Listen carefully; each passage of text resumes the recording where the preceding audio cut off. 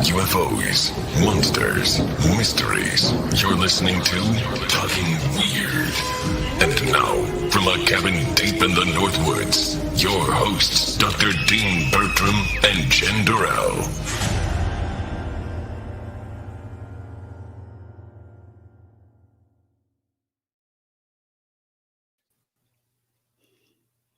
Hey, baby. Hey, baby. Are you there? I mean, let's start again. Hey, baby. Hey, baby.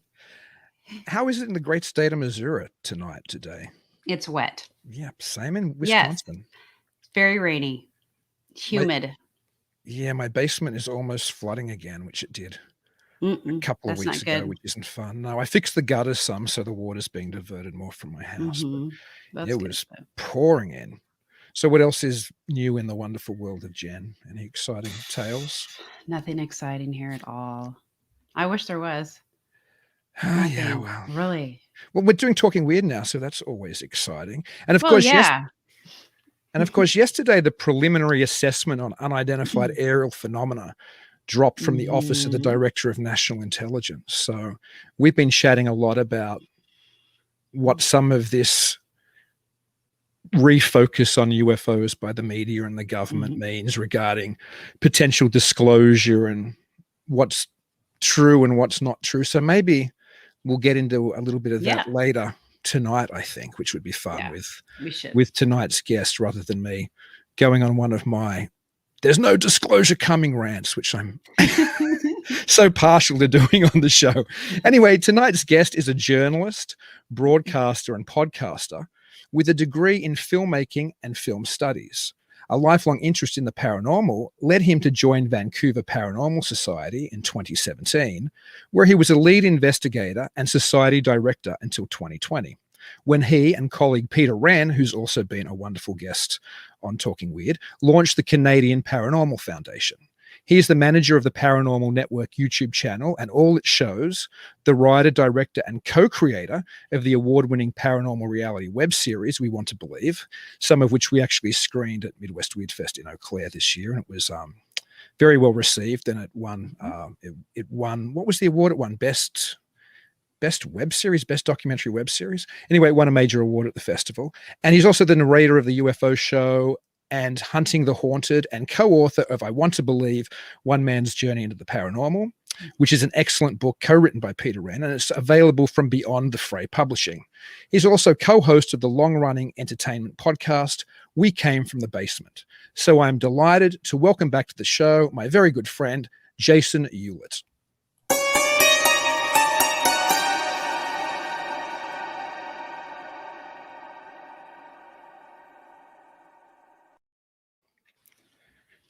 Greetings, Jason. Hello. How are you guys? Good, man. It's good to have you back. And speaking of Midwest Weird Fest, and what award did it win? Was it best documentary podcast, not podcast, best documentary web series or something? I can't even remember now. That sounds about right. Yeah. Which is, thank you so much for that. You know, that was pretty exciting. We were pretty stoked on that one, right? So well, it was a great series, and it was so well received by our audience. And you're wearing a Midwest Weird Fest t-shirt, which you kindly bought from our what was it? Not a Kickstarter. What's the other one? Our Indiegogo. Yeah, that's right. Yeah, which. Well, because it was such a weird year, 2020, and so much stuff struggled trying to get going. So I wanted to be a part. I couldn't come down to the fest, obviously, because of the border being closed. So I wanted to do something to contribute. So thank you so much, man.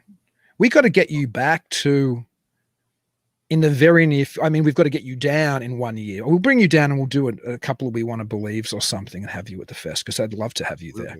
Yes. Well, that's give me time. My passport, everything's ready. I could probably come down anytime. It's getting back into Canada that seems to be the problem these days for people. So, but I mean, everything's getting really mild up here. Everything's calmed down. So I'm sure when you guys do the festival next year, I'll definitely be there. So I'll bring that's fantastic as well. That'll be great. Yeah. Oh, we'll have to twist the arm maybe of Peter to come down, perhaps John Fallon as well. Well, that'd be great. We'll all come down. It'd be a big party. My goodness, it would be a party. It'll be fun because there'll be less restrictions, I'm assuming, come March of next year. We didn't do anywhere near as much socializing or partying at Midwest Weird Fest in 2020 20 as we did back in, for example, in 2021 as we did in 2020. 2020 we partied. So, yeah. it was right before. It just before it went nuts, didn't you? Yeah. That year. Yeah. Yeah. But well, we could talk a lot more. In fact, let's talk about some of your shows first. So we want to believe, for those who don't know, is this wonderful web series, which is it available on the Paranormal Network? Is that its home at the moment? It's exclusive to the Paranormal Network. Okay, now, so. Fantastic. And so people should go and check some of those back episodes. And you drop them about every month. Is that right? There's a new episode that comes about once a month, roughly. Yeah, once a month. And that, I mean, it just seems to work. But when we're always filming several months in advance, like the one that just dropped last week, we filmed right before Halloween of last year. And it kind of takes, we always want to be ahead of the game, just because, you know, a pandemic might happen and you get stuck in 4 months. True. Right? So we always do that. Yeah. Like, and once a month, it seems to work, and it gives it enough time to play well and for people to see it and spread the word kind of thing. So all the programming on that network is monthly shows at this point. We'll see if we can get the volume going. We might do 2 a month, but I don't want to curse myself with too much work, basically. Yeah. No. And the show doesn't just do ghosts and hauntings, although clearly that's a massive component. You did a number of episodes on your hunt for Sasquatch, which was perhaps my favorite so far, because I'm such a fan of Bigfoot stories. Oh, thank you. Yeah, no, yeah, we're trying to branch. I mean, we did the Bigfoot. We filmed them all last summer and into the fall, and we did like 3 separate hunts, and it became 4 episodes because we had so much material to play around with. And we had an indigenous artist and storyteller who had so much Bigfoot lore, and he'd even had Bigfoot encounters. And so we wanted to utilize him as best we could. So he came with us. We went and explored this area where Sasquatch has been sighted, with him. And then we all went out into the woods and spent a night out there trying to just track down and bring out Sasquatch with, like playing audio of a baby crying in the woods, because that's supposed to work, and the wood knocks and all that kind of stuff. And we broke out the spirit box and did a little paranormal investigation, got some weird stuff that we're actually going to do a follow-up investigation just on that. So it was a lot of fun. And we kind of found something sort of in one of our outings as well, where we went up to this lake where these wood knocks have been heard every year. And we actually ended up hearing wood knocks as well. Something answered back, which we thought was pretty cool, right? Which is as good as it gets, I think, next to finding one, basically. Yeah. Did you mentioned your use of the spirit box and that angle of it? Do you have perhaps a more paranormal take on Bigfoot? I know there's a number of interpretations, of course, for those who believe there's something really there. And one of them is the obvious flesh and blood camp, but even that can be divided into whether it's more human or whether it's more just a North American ape. But then to take that flesh and blood side, of course, there's those who interpret it more as perhaps some kind of spiritual or paranormal or something a little bit more esoteric than just a wild ape man or a wild ape roaming the woods of North America. What's your take on Bigfoot? Well, it's funny. I slide back and forth, because I remember last time when I was on, Dean, we got talking about the Keel ultra terrestrials, sort of thing. I think there's, and definitely like the indigenous people definitely believe it's more of a supernatural spiritual element. And of course, having Chris there, that's why we brought the spirit box out. We wanted to see if we could tie into that and see what we could get with it. I lean more towards the flesh and blood myself personally. If there is a Bigfoot kind of thing, that to me makes more sense. But just hearing all those stories and what the First Nations believe, you had to acknowledge that when we went out and did our investigations to see what we could get. And we didn't get anything spirit box wise that sounded like a Sasquatch, but we did get an interesting, didn't really come across in the show. There's like a constant weird mumbling going on that just the whole time the spirit box was running, like that we just couldn't explain. And we got voices, like a name of a gentleman named Robert who wanted help. He was like, help me kind of thing in the woods. Right. And there's many First Nations creatures, for lack of a better word, in the woods. And some of them are these tricksters or familiars that will lure people into the woods away from their friends by sounding like a friend of theirs, like using a voice of someone they know to lure them deeper and deeper and deeper into the woods. And so who knows? That's why we're going to go back out, because we want to try to tie into that angle and see what we can find out if there's anything to that. So maybe just follow that David Paulides advice and take a satellite locator with you and take a firearm. Paulides is always like, never go into the woods without a personal, whatever those satellite locators are, and make sure you got a gun. Take that and a gun. I think that's probably Good advice. But I it always does. think again, just because there's so many things out there that you got to be worried, like bears, cougars, all bobcats. You always bring some kind of fire. If you go into the woods without one, you're foolish. That's all. Right. Yeah.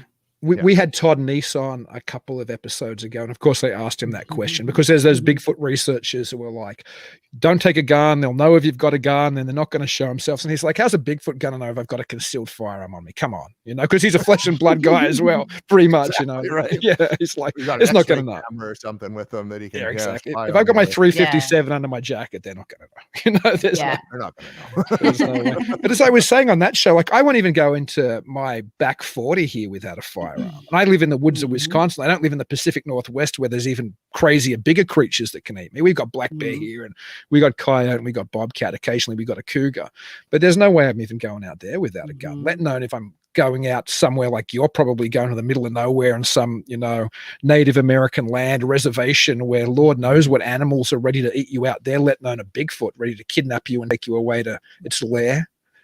Exactly. There's Kodiaks we've been seeing in the last few years down here, right? Gosh, there you go.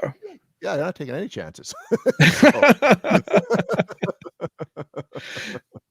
So from my love of Bigfoot, this will turn to a Bigfoot show if I'm not careful. Oh. Because I can talk about. No, I'm serious. I can talk about Bigfoot. He definitely could. That or UFOs.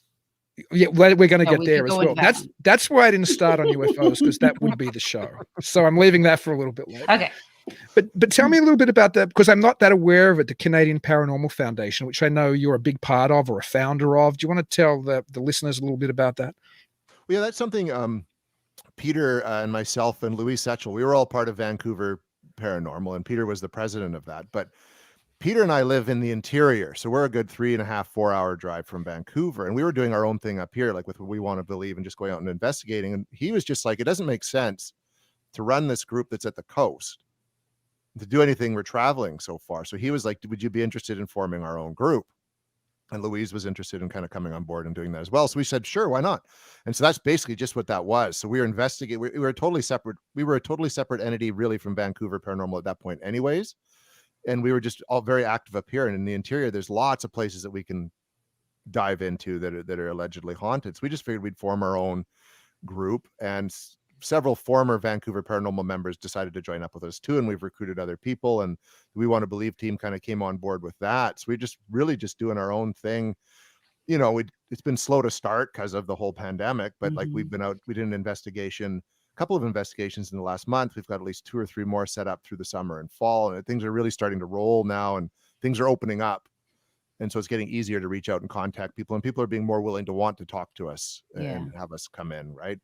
So yeah, that's really what it came down to. So we're just like this new paranormal investigation team, and we went with Canadian instead of doing like interior, because our plan is we want to travel. We don't just want to have to stay in British Columbia. Like we want to go, we've got contacts all across like North America, really. So we want to go across Canada. We want to travel down to the States to investigate in places when we can. And so it's just becoming more of a have ghost hunting will travel kind of operation located in the interior of British Columbia. Wisconsin's loaded with ghostly things. You got to come here. Oh, absolutely. Like there's so much. If I had the time, it would be like one of those retirement Winnebago across, over and down and through and back kind of thing. So, but there's all over. Like we'd like to make it. There's like all down the west coast of the U.S., across the country to the east coast. Eastern Canada's loaded with stuff. It's all like almost like the Europe in terms of how many haunted locations. They're still very superstitious out there too, right? Like they still put coins over doors to keep spirits out, and shoes in the wall to keep the witches away, and that kind of thing. So we're definitely going to hit up as many places as we can now that things are starting to roll. Do you find when you're looking at places to investigate, whether it's haunted type locations like that or Bigfoot sightings or the other things you might look into in your many ventures, you've got so many of them, and this is a Keelian question for you again. Okay. Do you find there are areas in Canada that are hot spots and have lots of different phenomena appearing in the same kind of area, like UFOs and Bigfoot and ghostly apparitions or whatever? There's a place, Harrison Hot Springs, which is literally about 2.5 hours from where I live, that they get the UFO sightings and the Bigfoot sightings. Like it's steeped in Bigfoot country. And that's something we're planning to go to in August, not only to investigate, but to film. Other than that, like, I mean, you go to East Coast, Eastern Canada, and you get sort of like there'll be lots of stories like, lake monsters, and then there's lots of hauntings out there. It seems like almost every lake in Canada has something, like some kind of monster attached to it in some way. I grew up at a place, the Shuswaps, all my life, and I kind of kidded around that there's something in the lake just for my own interest. And then as an adult, 2 years ago, I found out that there's this Shuswapi, they call it, and it's this monster. And then I'm like, really? Like, there's really even there? Like, it's awfully quiet about it. Like, no one talks about it, but they really believe there's a monster there. So there's nothing like a Skinwalker Ranch sort of thing, but there's definitely the odd place, like a Harrison Hot Spring, where you get a mixture of it. Usually, if it's going to be a combination, it's UFOs and Bigfoot. Okay. Yes. That's kind of the big thing right now. Okay, yeah. It's interesting that you talk about the monster in the lake. You've got to wonder if almost you manifested that, changed history, changed reality by thinking there was a creature there, and all of a sudden willed it into existence. Yeah. I got to be careful because we live right near a lake, and my daughter and I in the summer go there an awful lot. And because she's interested in dinosaurs, it kind of segued into, well, I used it as a segue into an interest in Loch Ness and the Loch Ness monster and lake monsters. So she loves lake monsters as well. She loves dragons. She loves anything like that. But whenever we go to that lake, we always talk that maybe there's, a lake monster in there. So when the kind of mounds of driftwood, which change every season after the ice has melted, this year there was one which really genuinely looked like, a Nessie coming out. When we went there, she was like, is that the Loch Ness monster? And I'm like, it might be. So I got to be careful. There'll be a lake monster down the road from me, So I better not manifest that. Cool. Wouldn't that it be would cool? Be. We have quite a few lake monsters here actually in Wisconsin as well. Devil's Lake, which I've been there. It's probably, I don't know, an hour and a half to the south. I don't think there's meant to be one there anymore, but in Native American traditions, there was meant to be a lake monster in Devil's Lake, which isn't surprising because usually when something's called Devil's Lake or Devil's Bluff or Devil's Mount or something, there's normally some strange cryptid or manifestation attached to it. And there's also another lake monster that's meant to be in a lake down closer to Madison as well, I think. So yeah, it's like this part of the northern part of the Americas, whether it's up in Canada or here, I think there's normally that tradition of, whether it's Champ or whether it's Ogopogo or whether it's the one you were talking about or Devil's Lake or whatever, that this part of the world seems to have. In fact, I think there's meant to be, we talked about it with Ken Gerhard when he was on, I think there's meant to be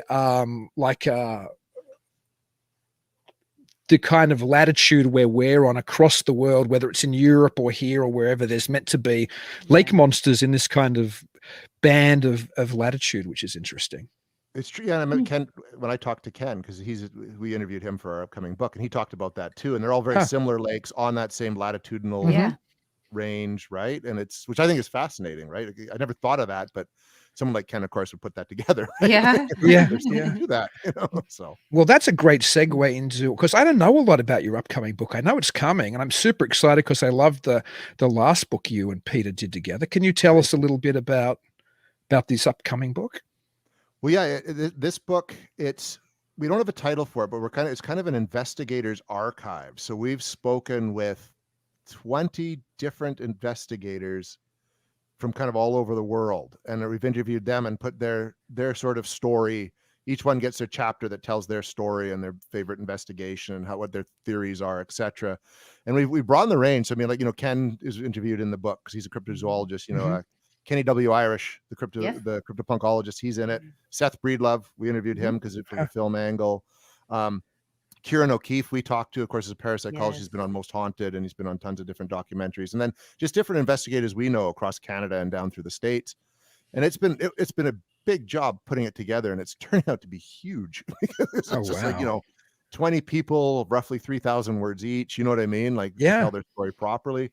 But it's been a lot of fun, and I finished my draft a week and a half ago, and I'm going through the editing process right now, and I'm pretty happy with it. So it's kind of like Peter's book, but instead of a whole book, it's a bunch of different Peter stories, like people telling their stories in different chapters. So whether you were working on Peter's book, which is what's the title of that? It's I Want to Believe. Is that I always get the We Want to Believe and the I Want to Believe. We do too. Confused because of the show. Show in the book. There you go. Jen just held up a copy for those people who are listening. Yeah, I guess that's true. I really enjoyed that book. It was fun to talk to Peter about it. So do you have a similar way you've worked with the people that you're chronicling their experiences in the new book to the way that you worked with Peter on the last book?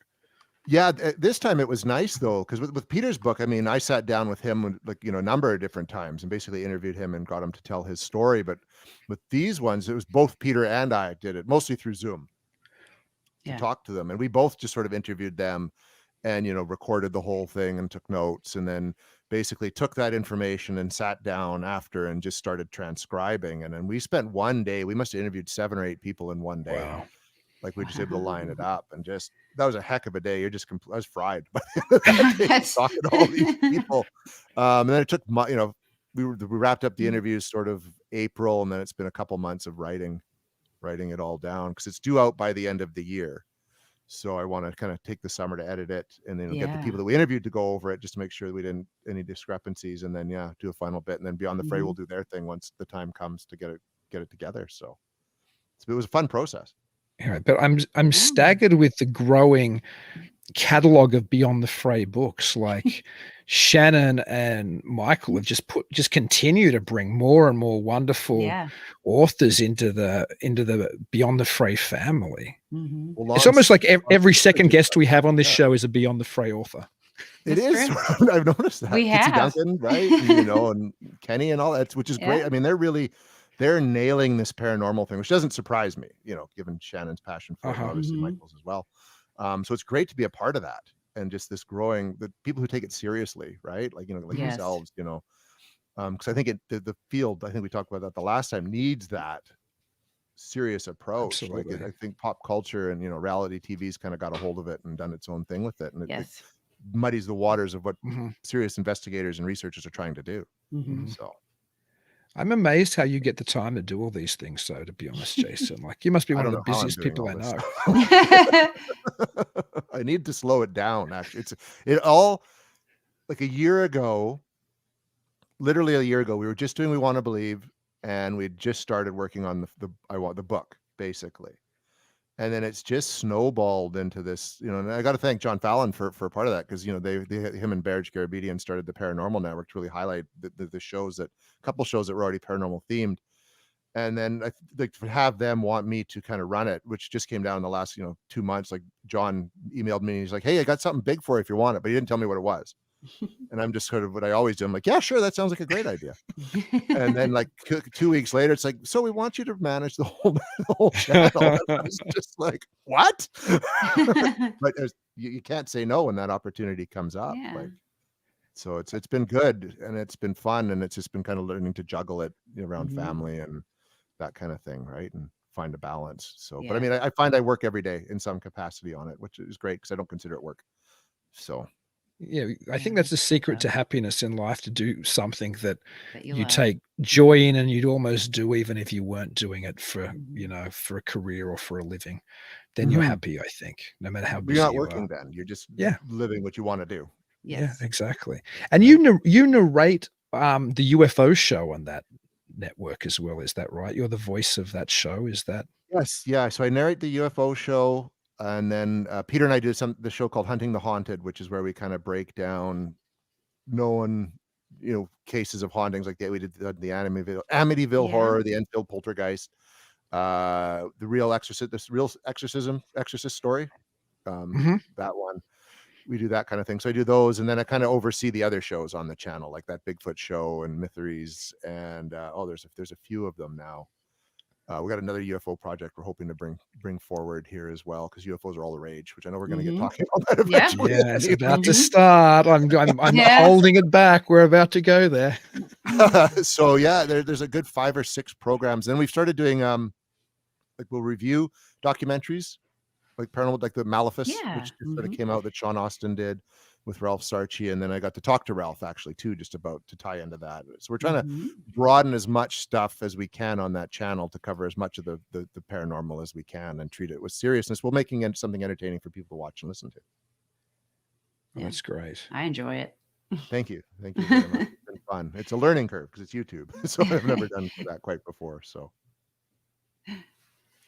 And Jen consumes an awful lot of paranormal television. So if she enjoys your programming, it really actually says something. Well, thank you. I appreciate that, Jen. What's your favorite paranormal show, Jen? Like, what do you like to watch? Well, I don't have cable anymore, so I do end up watching a lot of YouTube. So there are a couple of guys that I watch, and sometimes they're fairly good, and sometimes I get a little bored with it.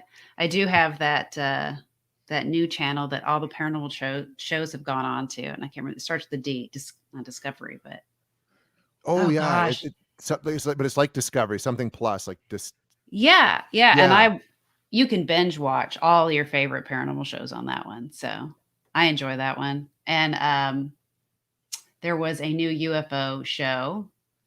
Speaking of, and of course, I am not remembering the name of it. UFO Witness, that one. Okay, that's a good one.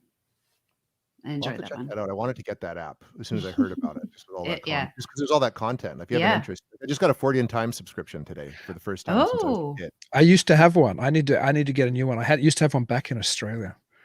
Oh yeah, I had 20 years ago. Like I got it for a couple of years and I loved it. And I'm like, why am I not reading it anymore? Given all the stuff that I'm interested in doing now. It's probably a tax write-off for you now as well. That probably wasn't 20 years ago. That's why I need to start getting it. No, the 40 Times has done a wonderful job, I think.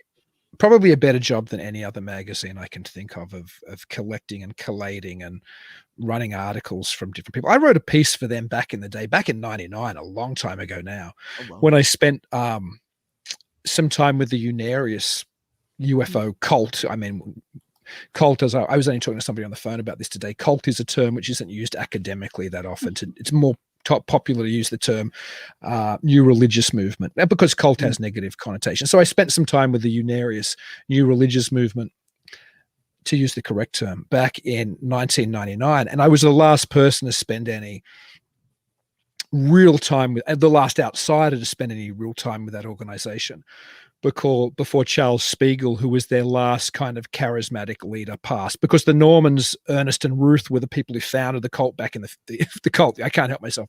Back in the 1950s. And then when Ruth passed, Charles Spiegel, or Antares as his spiritual name was, took over the reins of that organization and became the prophet or the conduit for for most of the messages. So part of their calendar, or perhaps the most important part of their calendar, was, I think it was called the Interplanetary Conclave or something. They did it in the deserts outside of San Diego. They owned this big plot of land where they expected the sources to land in a stack of 33 sources in the year 1999 initially. That's why I was there, but then it got postponed. And they would go out there, though, and channel the Space Brothers. And it was interesting because people channel differently. You know how some people channel, if you've ever listened to people particularly who channel extraterrestrial, some are like Space Unit Number 9 sending transmission to Earth Station, and then they change their voices, and it can be really weird. But Charles Spiegel just sat there and spoke in his own voice with some pauses and, relayed a message from the Space Brothers. Anyway, Charles Spiegel died very shortly after I was there, like maybe a month or two later. He passed over to the other side. And so I approached 40 Times and was like, hey, I was with Charles Spiegel just before he, moved on to the interplanetary plane, or wherever they probably believed he went on to.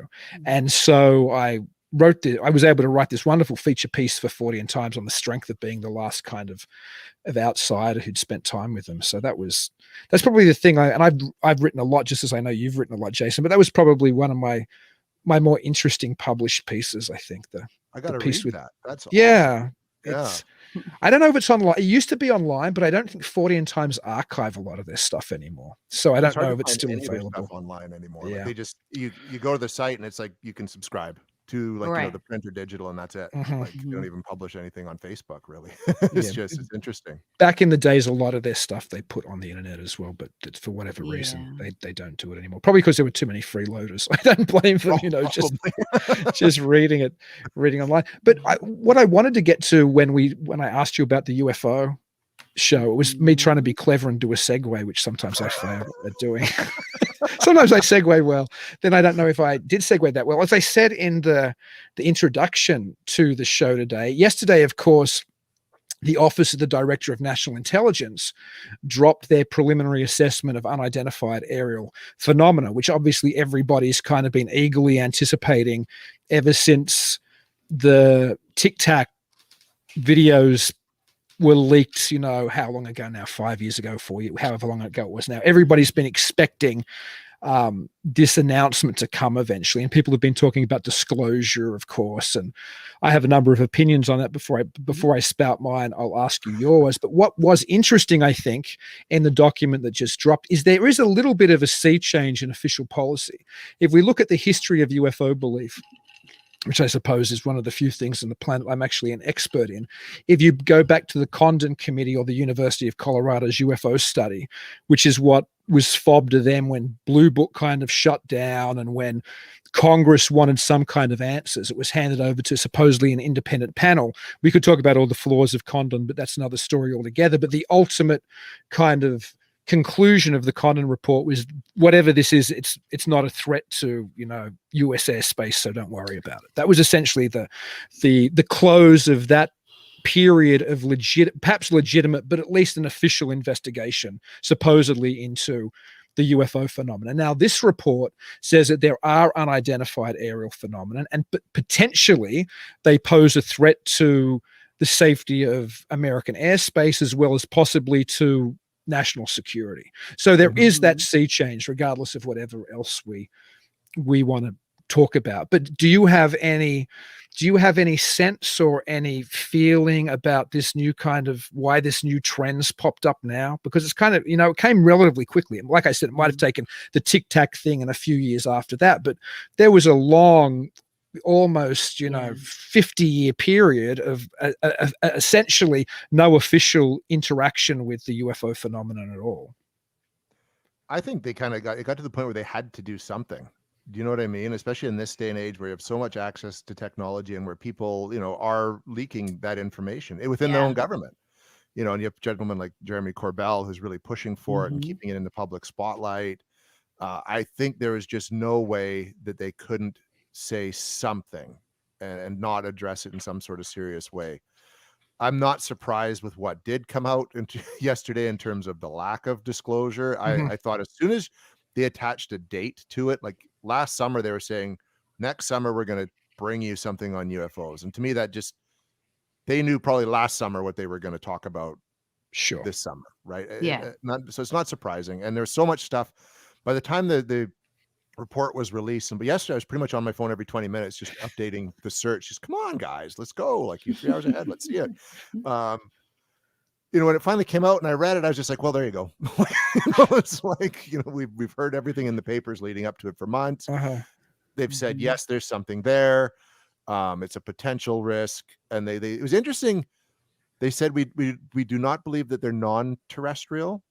I thought that was an interesting terminology. In the one story that I read, one story said they don't think it's extraterrestrial, but they said they don't believe it's non-terrestrial, which I thought was an interesting terminology. I can't remember if I read that phrase in the report, although it might be in there, but I do know that there seemed to be a suggestion there, like it didn't so much say that it's a foreign domestic power, but it hinted at this could be a national security threat if it's advanced technology from, a foreign power or words to that extent. So that, nowhere in there does it actually say, well, this could be extraterrestrial. It doesn't seem to be suggested in the report at all.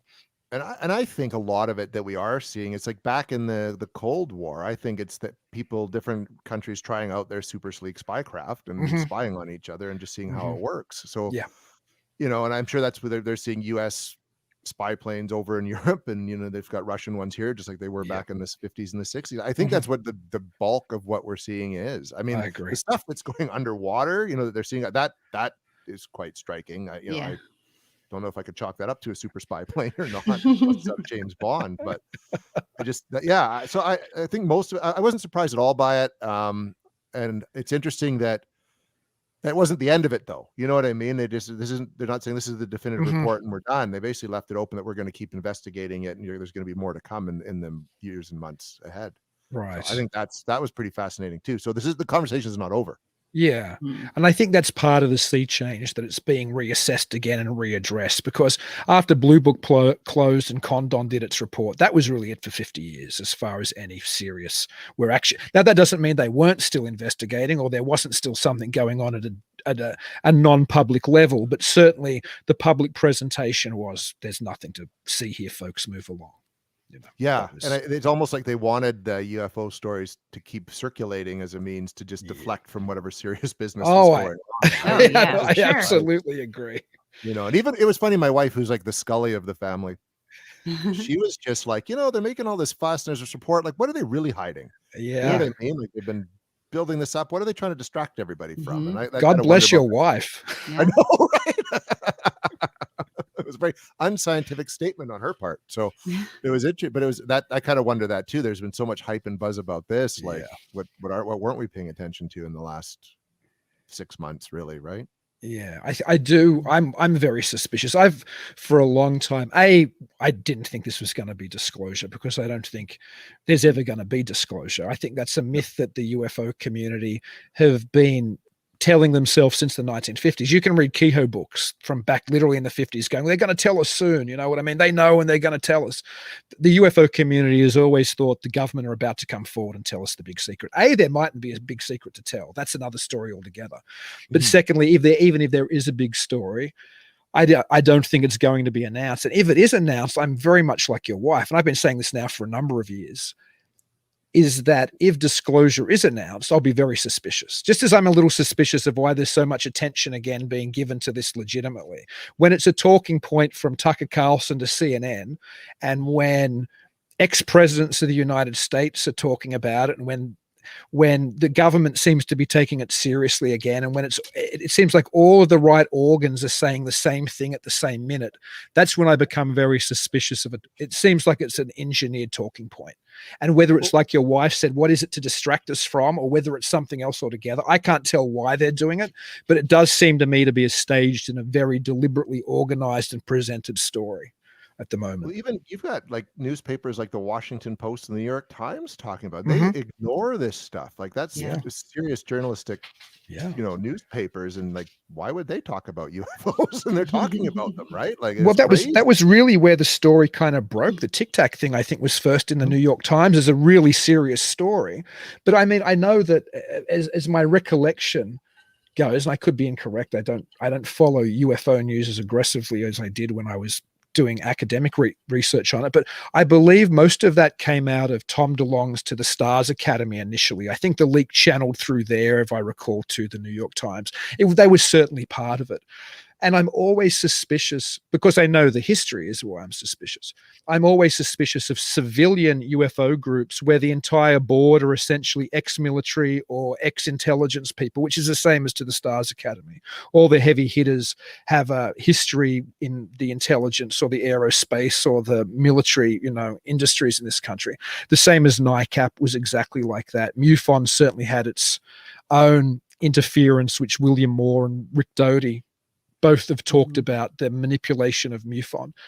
So when a civilian organization, which we think, oh, well, they're civilian, they're not the government. But when it starts there, it seems like perhaps a potentially intentional leak through a civilian organization, which really might very well just be a front for something going on behind the doors in the intelligence or military intelligence organization. When it comes that way, it just seems a little bit too orchestrated. For me, anyway. And that's kind of how the whole thing felt. Yeah. For like the last year. Just how I the agree. stories just built like over the month into the last week. That's all you were reading or hearing about anywhere was UFOs, UFOs, right? Or UAPs, or however you wanted to refer to them. Exactly. And I mean, it was great as someone who's into this stuff. It's like, wow, this is actually taken seriously. People are excited about it. You know what I mean? But then it's very anticlimactic when the final report comes out and you're just like, yeah, that's pretty much nothing. But there's something. I'm super paranoid at a cultural level, perhaps not at a political level, but at a deep, weird, strange level. Because to me, even UAP, it seems to me like some semantic game being played, the same way that when flying saucers started to sound like it was people in an asylum who were lunatics talking about green men from Mars or whatever, right? Then UFOs was the hot new term in the 60s, right? Like it sounds more official, unidentified flying objects. But then when UFOs become synonymous for flying saucers, and it's, I saw a UFO and it sounds just as ridiculous as I saw a flying saucer, we get to the stage where it's UAPs, and all of a sudden everybody sounds super intelligent and super official when they're like, the UAPs, you know, it just seems like a semantic game. You know? It is, and they're going to switch to that when everyone associates UAPs with green men and flying saucers, right? Like the same crap keeps repeating itself every 20 to 30 years. So I don't know. We're not. You're right. I think you're right, Dean. I don't think we're ever going to get disclosure. You know what I mean? I just it's something that's wishful thinking on the part of the populace. You know, which is great, but I don't think we will. And it's kind of like, you know, with ghosts. I think.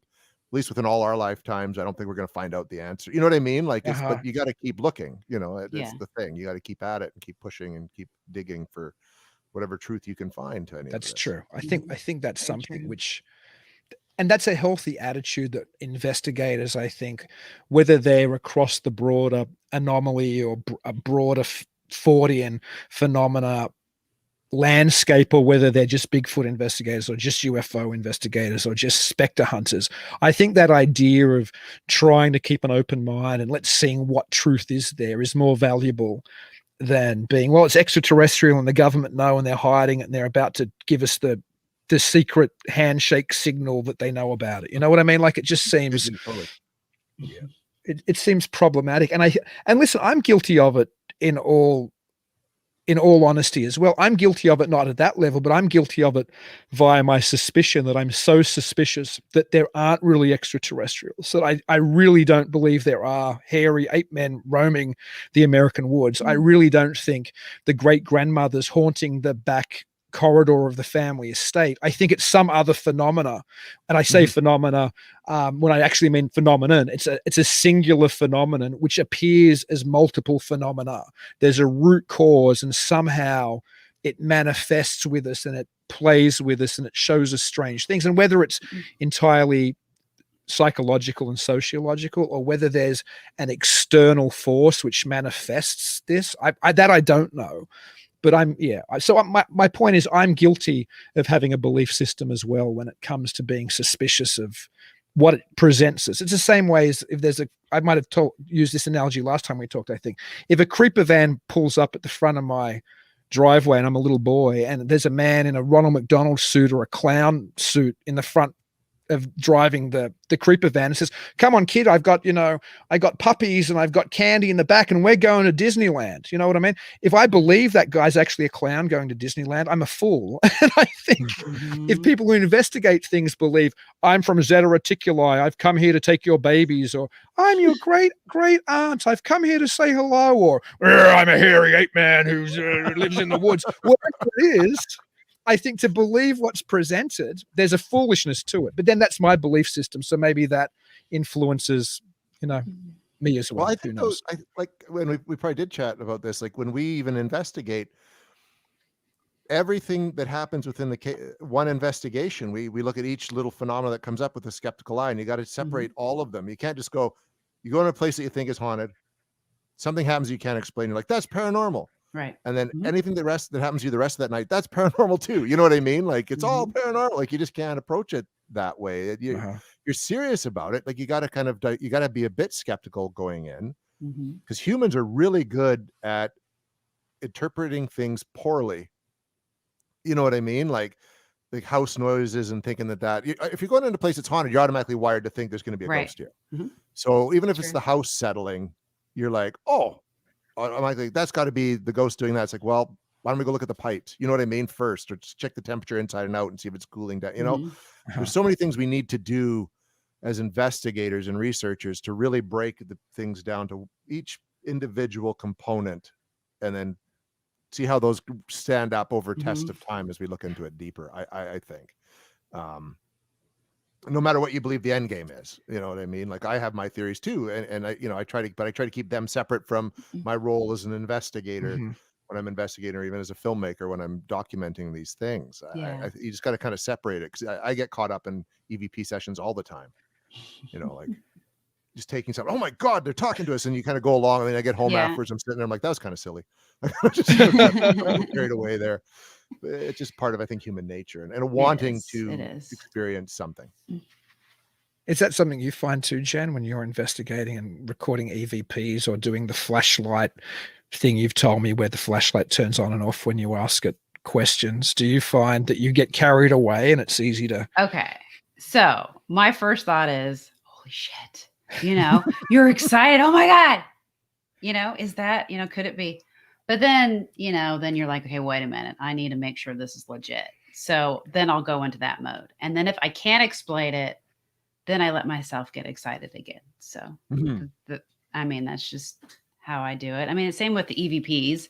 I'll catch them. And sometimes if they're really, really low, I'll just say, well, it's probably not a good one. I probably shouldn't focus on that. So I try to focus on the ones that you can actually see the levels on. Like I use WavePad. So if I see it, then I'm like, okay, I probably should focus on that one more. Because it's really hard with EVPs. Like I was even trying to show Dean on one of our episodes. We didn't have a guest. And I was sharing some of my EVPs. And he was just like, well, I don't know. Kind of sounds like it. I don't know. So I'm like, okay. Because you don't want to automatically say, hey, this is what I hear. Because then when you do that, then you automatically introduce, pareidolia. Yes. So I was waiting for him to say what he thought it was. And he's just like, well, what do you think it is? And I'm like, So. Peter and I got one a couple of weeks ago, and you could hear it. It's a voice, but it was really low because we're listening after the fact. And he's like, it makes perfect sense. Listen. And I'm like, what? Don't you hear it? Yeah, I hear it. And he goes, well, can't you tell what it's saying? I'm like, no. I'm like, what's it saying, Peter? Yeah. And he's like, it's saying Jason. And I'm like, what? I'm not getting that. I'm sorry. Mm-hmm. Like, there's something. Yes, we heard something, mm-hmm. But he interpreted it as saying Jason. Right. Like, well, I don't hear Jason. I just hear like that right. Kind of thing, right? Like, so even investigators clash on that kind of stuff, right? Mm-hmm. And I think, but then we're bringing our own subjectivity to it too, right? Investigators, our own experiences. So to rule that out gets really hard. Mm-hmm. You have your own personal biases and beliefs and past experiences, right? Yeah, yeah. So it's a very complicated field that way, I think, in terms of trying to remain very level-headed and very skeptical, yet also having that enthusiasm to keep doing it. Yeah, at the same time. Yeah, I find it very exciting. I love it. No, same. I'm so glad we can go do it again. Like, get out and actually do it again now, finally. Yes. Try not to book too much stuff because we'll be out every weekend if we're not careful all summer. Can be tiring. That's good that you and Peter balance, like you're happy to go, I don't hear it, because I often, when I talk to people who do paranormal research or I watch a show, I almost get a sense that there's that automatic desire to back the other person up. You know what I mean? There seems to be this, and it almost becomes a folie à deux, where one person's imagination, because the people are so closely connected and they all want to believe, it's easy for people to jump on that kind of, on the bandwagon the person's traveling on and travel with them to whatever they're hearing. So I'm glad to hear that you and Peter have that. I don't hear it. What are you talking about? That's fantastic. You have to. You have to. I mean, if you legitimately hear it, say, yes, I heard it. Yeah, I totally get that. But if you don't, like Sean Knippelberg, who's our music and sound guy on the show, we were out somewhere and Peter and I both got kind of excited about these things that we were picking up, right? And we're talking about, and then I just heard Sean go, and so we turned, I was like, would you like to play devil's advocate, Sean? He's like, well, think, okay. Like, and he came up with a really logical explanation for why we could be hearing it. It's like, oh, thank you. We needed that. Like, you know what I mean? Because you're right. You can feed off of each other a little too much, right? And I get really frustrated, especially with documentaries where they take that stance. There's no dissenting voice in the documentary. And the whole point of a documentary is to sort of, like, I think like news or journalism, you got to show both sides. And so there's some that really take there's a Bigfoot one made by a guy in BC where everything, it's Bigfoot. And even if someone else disagrees with him, he's like, you're wrong. It's Bigfoot. Okay. You know what I mean? Like, there's too much of that. And I think that's unhealthy, especially putting it out as a documentary. Like, you got to have some dissenting voice in there somewhere, or even hold yourself accountable in some way. Yeah, there's often not enough of that. Have you and Peter developed, since we had you on the show last, do you have any new investigative techniques or any new equipment that you're using, or have you learnt anything which is making you approach any of your investigations differently? We've started trying a few different things. Like we've tried a Gansfield experiment a couple of times at locations, which is where you cover your eyes, you put white headphones on with white noise, and you have a red light on. I don't know why the red light's there. Oh, I've heard of that one too. Yeah. Yeah, and we've tried that, and that was pretty interesting. We got some interesting stuff with that, and you just say whatever's coming through your mind, basically, right? And you're out for like a good half hour, 45 minutes, and you come up with some interesting stuff that you got to take it with a bit of a grain of salt, but stuff that kind of matched the location where we were at, and things like that. We tried screeing with an episode with like a haunted object. So it's where you stare at, it was a mirror. So we had someone looking at the mirror, kind of get hypnotized in a trance-like state, and you pour water down the surface. So it does this thing, and you kind of just see what you start explaining what you're seeing. It's really weird. Yeah. But it was a lot of fun. So we're trying stuff like that just to see what happens. Peter's got a bunch of other ones he wants to start playing around with too, but those are the two we've played around with so far. And it was I don't know if I believe 100% what we came up with, but it was very interesting to watch and be a part of. And I did the Gansfield experiment, and that was a bit trippy. Yeah. It was kind of uncomfortable actually. By the end. Is that one where you put like the half of the ping pong balls on your eyes? Yeah. Yeah. That You've would done be that, trippy. Jen? No, I know about it. I've never done it though. I do the Estes method. I've done that, but you don't have to have the red flashing light. It's just you're, blindfolded, and you have the noise canceling headphones on, and you just listen. And someone in the other room asks questions. Yeah, we want to try that one too as well with in the other room. We did one actually on one of the Bigfoot hunt at night where it was funny. Like I had the spirit block, so I was asking questions. Peter had headphones on listening. And he would just, if he heard something, he would say it. It was weird. Yeah, it's a similar idea, but he had his back turned to me, kind of thing. And that was and we got stuff that kind of didn't make it into the episode because it just didn't work. But as an investigative experiment, it was really interesting. I would actually start asking questions, and he'd start answering them. Yeah. It was awesome. Weird. It was really weird. So, but he couldn't hear me because he had headphones on. So you know what? That stuff fascinates me, but it fascinates me as much as whether it's a doorway into us being able to connect with another non-human intelligence, or whether it facilitates some type of psychic connection or some deeper subconscious state that we go into. When you were talking about staring into the mirror and running the water down, it reminds me of the old supposedly Rosicrucian trick, which I did when I was in my late teens or early 20s, where you stare into a mirror in a dark room with a light or a candle off to the side, and you just look at yourself, and eventually you'll see your face change, and it's meant to be your previous incarnations. Now, I've done it, like I said, more than 20 years ago now, well, more than 20 years ago. And it worked, but I'm sure that there's some physiological thing playing with my subconscious when I'm in a darkened room, staring into a mirror, for 30 minutes, because all kinds of time and space things happen when I did it. But I think it's accessing our physiology, of the way that we actually are affected by, whether it's the red flashing lights of the Gainsberg experiment, or whether it's looking at a mirror with strange things dripping down. I'm sure that affects us. And it might also be when it gets to be more psychic or more paranormal, when you're doing something like Estes and answering the questions. Maybe there's some connectivity that happens with the other people in the room at a very deep level. It mightn't be that we're channeling something else. It might just be an aspect of human nature or human psychology, human physiology, human interconnectedness, which we're tapping into.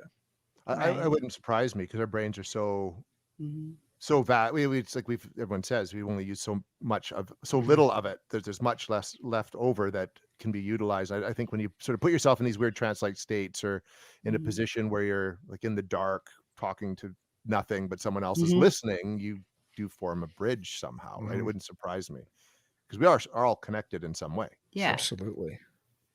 We had an interesting episode with another guest who'd been on previously, Ed Schultz, a couple of weeks ago, and we talked to Ed about hypnosis, because amongst other things, he used to be which would fascinate you. He used to be an exorcist for the Warrens, but he also has he had a long history of being a hypnotherapist. And he talked about how when he's done past life regressions with people, he suspects that it's more of a Jungian collective subconscious that people might be tapping into rather than actually remembering a previous incarnation, which also incidentally is a very esoteric idea, but it's a different esoteric idea. It's not like that's officially accepted by science. There'd be elements in the psychotherapy community that did accept the idea of a collective unconscious we could tap into like that, but it's still fairly esoteric. But to me, that reads in many ways truer than the idea of reincarnation, that somehow when we're in that state, we're remembering something from a collective unconscious rather than remembering when we were, a slave in ancient Egypt or something, Yeah. So. Well, there's even that theory, like when you do that, like the parallel universe theory, right? That you're tapping into yourself who's in another timeline or something like that, which I think is pretty wild. I've been doing some reading on that, and it's like, ooh, that's kind of cool. That is interesting. Yeah. It fascinates me, that kind of stuff. Well, and it's never ending, I'm finding. There's so many different theories and ideas and concepts. And what's interesting is that science is actually looking at some of them with some seriousness. It kind of makes you more excited. Like they're doing string theory, and there's scientists that believe in a potential multiverse, right? Yeah, absolutely. I think that okay, cool. Yeah, that's meant to be cutting edge of, I suppose, quantum physics. There was a book written back in the 90s by Michael Talbot called The Holographic Universe. And in that, he paired experiments and theories in psychology or psychiatry about the brain behaving like a hologram. In other words, sometimes when one part of the brain is damaged, where you would think, let me rephrase that. Sometimes it's difficult to tell where memory is located in the brain, apparently, because different parts of the brain can be affected in different people, but they all still have a memory cortex. So or a memory center. So there's a suggestion that somehow the brain works like a piece of holographic film, and holographic film isn't like a normal piece of motion picture film. If you cut it up into multiple pieces, the whole image is in every piece of that film. It's just degraded.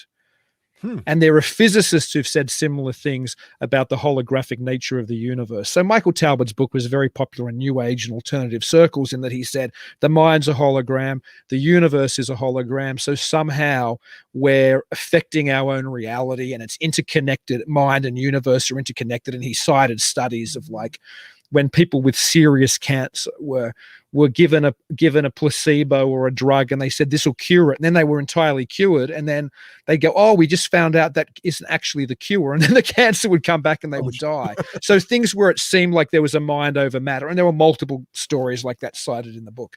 So I do think there is the outer edges of both psychology and physics suggest that the universe and our interactions with it might somehow be far more complicated than we've tended to believe with our, we touch a table and it's hard. We dip our hand in water and it's wet. The standard experiences that we have physically, that mightn't be the final baseline of reality. There might be something, beneath that, which is more significant. I'm sure that this is not it. You know what I mean? I think we've created a nice little world for ourselves where we fit everything into a nice little box, and we like that. But I think that just, all my experiences have just made me wonder if there's a lot more to it. And I think we're starting to see that there is, right? Like these experiences, like going into places that are haunted and having these experiences you can't quite explain, and people seeing monsters. And I think that's just we're at the tip of the iceberg every day. And I think that there's a deeper rabbit hole, for lack of a better word, that we can go down. And it'd be interesting to find out. For sure. When we die, I guess we'll find out something. That's almost the perfect finale for the show, Jason. But you have to tell us before we let you go how people can watch your shows, get a copy of your book, follow what you're doing. Yeah, I mean, the Paranormal Network is on YouTube, so you can search it out, and it's the one with the black logo with the white PN. It's also on Facebook. You could type in the Paranormal Network or at Paranormal Headquarters, and it will come up. And I'm on Facebook as well, Jason Hewlett, and on Instagram, jhewlett72. The book, I want to believe, is available from Beyond the Fray, and you can find it on Amazon and Barnes and Noble as well. So that's where you can keep up with my stuff, at least for now. And people should, because it's fantastic. Thank you so much for coming on, Jason. It's just a personal fun time with me. It's like I'm having a drink with you in a bar and just chatting when I have you on. We gotta have a real drink in a real bar together. Yeah. All of us here. We'll do that in 2022 for sure. Absolutely, man. And until we do that, make sure you keep it weird. I will. You guys as well. Thanks, mate. Thank you for joining us tonight. If you're interested in checking out more episodes, you can find us at talkingweird.com. If you haven't already, please like the show on Facebook, Twitter, and Instagram at Talking Weird Podcast. Make sure you never miss an episode by subscribing to Talking Weird. We're available on most podcast platforms and YouTube. And if you do enjoy the show, please leave us a review. Dean and I would really appreciate it. Until then, stay safe and keep it weird.